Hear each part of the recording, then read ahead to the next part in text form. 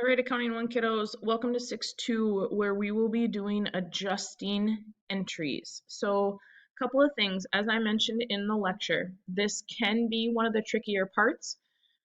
Sometimes it seems really easy when I'm going through it with you, and then when you do it on your own, sometimes you get distracted or you get it flipped around, whatever it happens to be. I hope that we can get this locked in our heads right away. So let's look at our instructions first. It says on April 30th of the current year, Fix It Now has completed the trial balance columns of the worksheet. That's what we did yesterday. And then we need to analyze the adjustment information given here into debit and credit parts, and we're going to record the adjustments on the worksheet, total the adjustment columns. So I'm going to show you what people do when they do it wrong, okay, before we go ahead and do it the correct way. So if you look at this, some people will say, here's the adjustment information, $75, $250.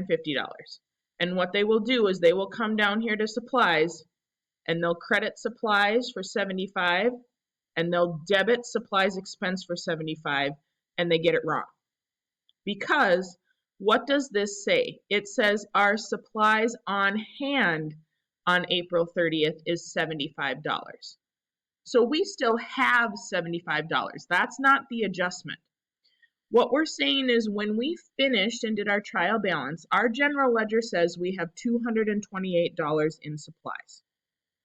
However, when we actually physically count them, it says that we have 75, which means that we have used up the difference between 228 and $75, which if you take 228 minus 75, that's 153. We have used up $153 worth of supplies.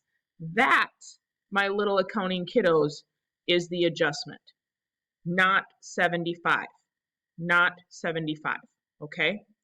So, once again, it said we have $228. When we counted, we actually had 75. So to get our adjustment, you have to calculate. If you don't do a calculation, that means you're doing it wrong.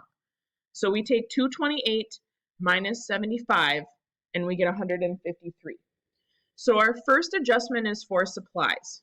So since we used up $153, we have to credit supplies. So we just come over to our credit column, and we write $153 here.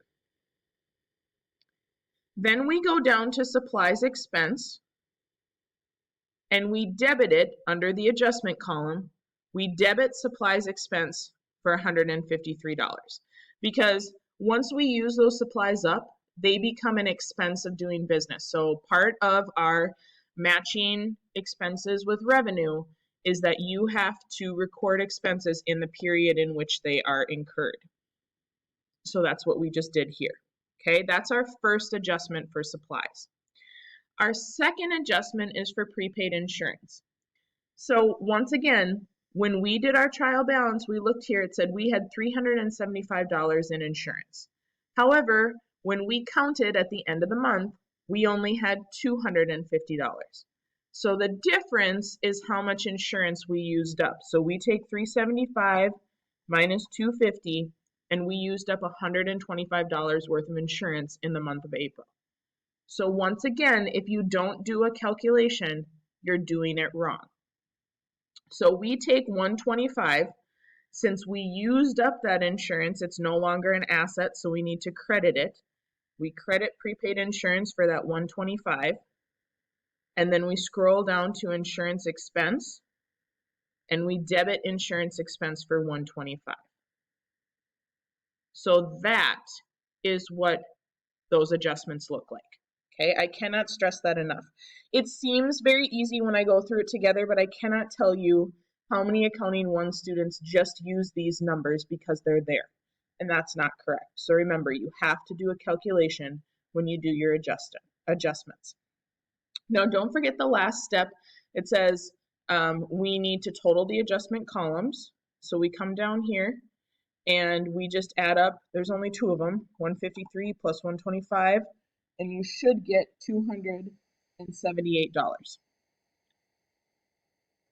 And so our adjustment columns equal, And that's really it for today, is just to do those two simple adjustments. So it seems very simple again, but remember, you have to do a calculation, okay? So you can head on over, do your on your own, your application for 6.2, and then your terms and questions as well.